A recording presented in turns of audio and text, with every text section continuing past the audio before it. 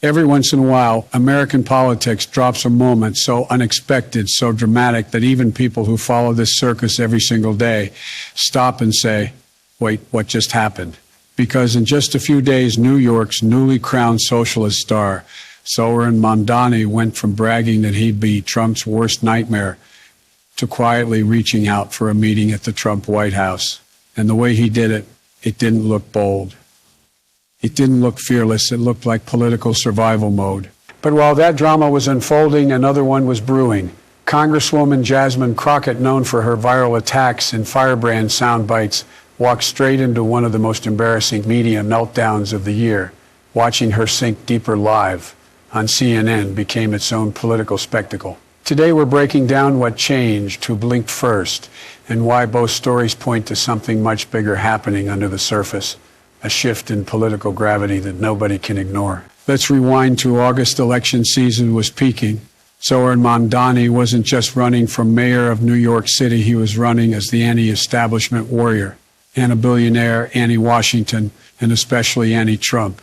His rallies were packed, his supporters were fired up, and his message was simple.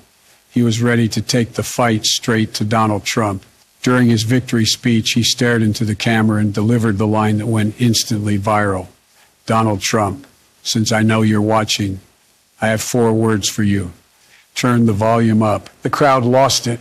Social media blew up. Progressives hailed him as the new fighter who wouldn't back down. But the election glow faded fast, and reality arrived even faster. New York's finances were worse than Mamdani expected. Federal money was necessary to keep major programs alive, and suddenly the man who promised war with Trump had only 2 options: fight Trump and struggle to fund anything, or swallow his pride and negotiate. He chose the second option, and then Trump's White House publicly confirmed that Mamdani had requested a meeting. The detail changed everything. It wasn't Trump calling Mamdani.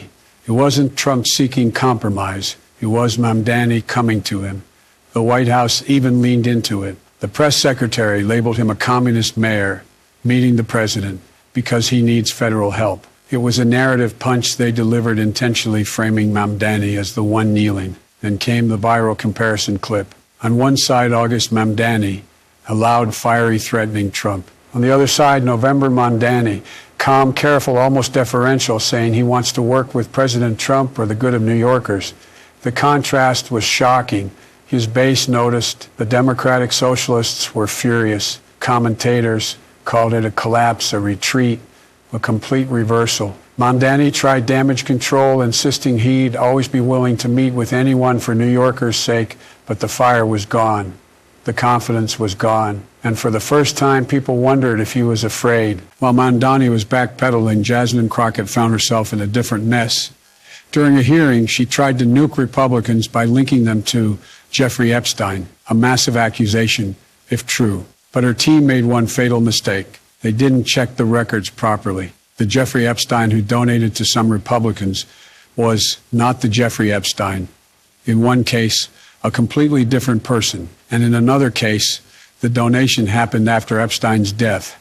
When CNN pressed her on the error, instead of owning it, she doubled down. She insisted she never said which Jeffrey Epstein she meant, but come on, everyone knows what that name implies. Republican Lee Zeldin exposed the truth with Effie records. The donor was a physician, not the infamous Epstein. Cornered. Crockett tried deflection. She pointed to Stacey Plaskett, who had exchanged messages with the real Epstein. But Crockett's defense routine, constituent communication, accidentally created a justification that worked for Trump too. She boxed herself in, and she didn't even realize it. Both Mamdani and Crockett ran into the same wall. Reality is catching up with political theater.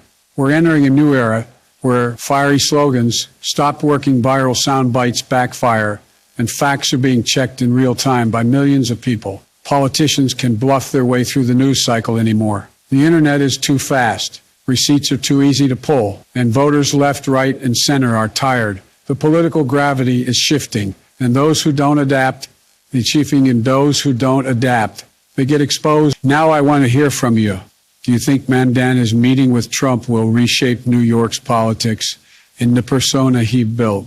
Or did it just expose cracks in the persona he built? And what about Jasmine Crockett? Will politicians learn from moments like this or keep doubling down? Drop your thoughts in the comments. I read every single one. If you found this breakdown useful, hit like, subscribe, and share this video. It helps the channel grow and it keeps conversations like this alive. Because trust me, what we just saw is only the opening act. The next chapter is going to be even more surprising, and the politicians who survive it will be the ones who finally accept that the era of saying anything and getting away with it is over. Thanks for watching. I see you in the next one.